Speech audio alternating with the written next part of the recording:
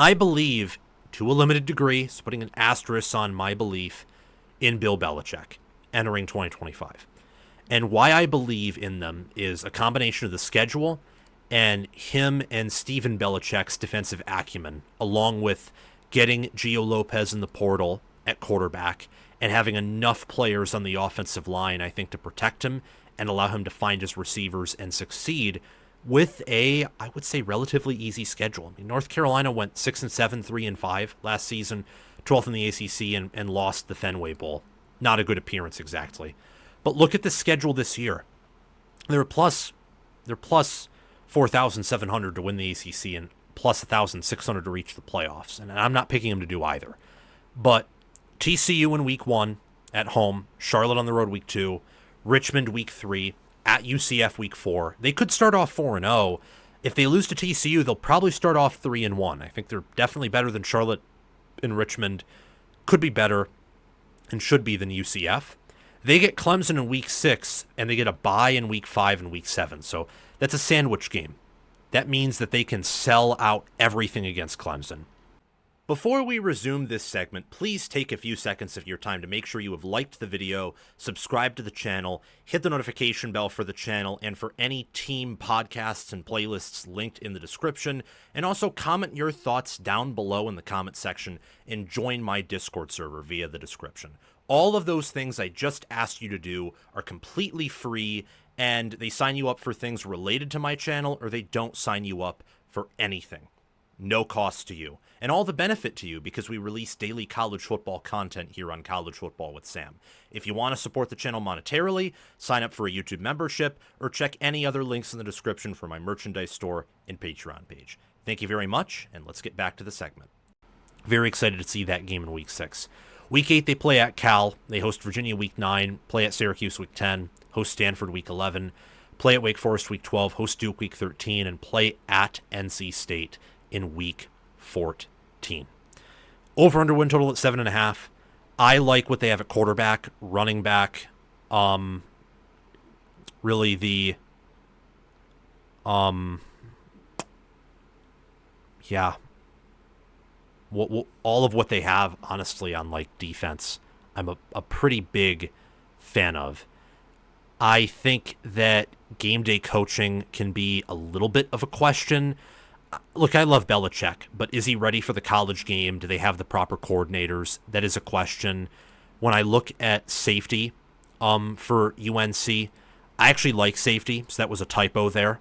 Gregory Smith III, Will Hardy, and Gavin Gibson's one of the better ACC safety rooms.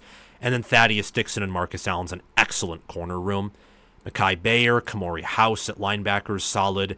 And I still like the D-end room even with Atkinson leaving because I think Smith-Vilbert is a pretty similar caliber player to Atkinson. He's just behind a stacked Penn State edge group, so he didn't get a ton of playing time.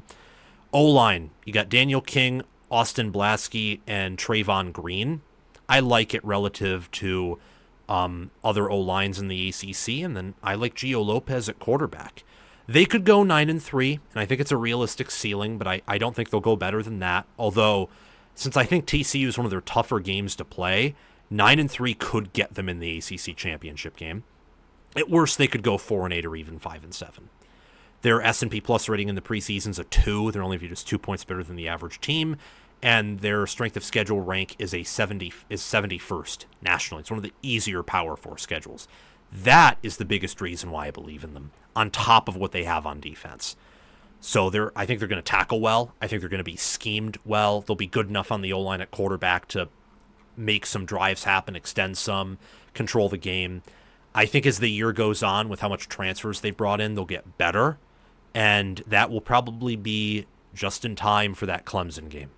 Not saying I have them winning it. In fact, I don't. Spoiler alert. But I could see that game being competitive, even though I have a hard time actually seeing North Carolina win that game. And I'm excited for it. I want to see that game.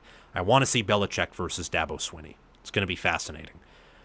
I am high on them to go over their win total, but I personally would probably stay away from it. There's just so much variance here. They could go well over it, or they could go well under it, and the schedule's easy enough to where, you know, if this were year 2 and we saw this in year 1 and it worked and they made better additions, I'd have a lot more confidence. But this is year one, and Belichick's been out of coaching for a bit. He's not at his prime.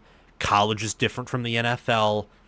He has Freddie Kitchens as his offensive coordinator. His son, Steven Belichick, is his defensive coordinator. Don't know how that's going to work out. And they have had a ton of roster turnover. They only returned 51% of their production. So I think that the Tar Heels are going to be the sneaky team that can catch some better teams off guard. They'll be a fun watch for sure. I think they'll play a lot of exciting football. Won't be a playoff caliber team, though, just by having a 9-3 ceiling that's realistic in the ACC. That does make them a playoff contender. Remember what Clemson did at 9-3 last year? They reached the playoff by winning the ACC championship game with 3 losses. But they're more of a soft, weaker playoff contender, not a strong one. I think they'll go bowling for sure. 6, 7, 8 wins in that range. Could go 9, but they could also have a losing record and really disappoint in Belichick's first year. Thank you for watching College Football with Sam. Make sure that you've liked the video, subscribe to the channel, hit the notification bell for the channel and team playlists and podcasts in the description, join the free Discord server where we talk college football 24/7, and have commented your thoughts down below. Check out the description for any ways you can support the channel monetarily. Everything else I've asked you to do is completely free, and your support means the world to me. We're trying to become the next big thing on college football YouTube. 6-figure subscribers, maybe 1 million one day. I think we can do that. And also check out any videos or playlists, anything in these columns right here, where there will be videos and playlists. Yeah, you get the point. Have a fantastic day, and I will see you in the next one.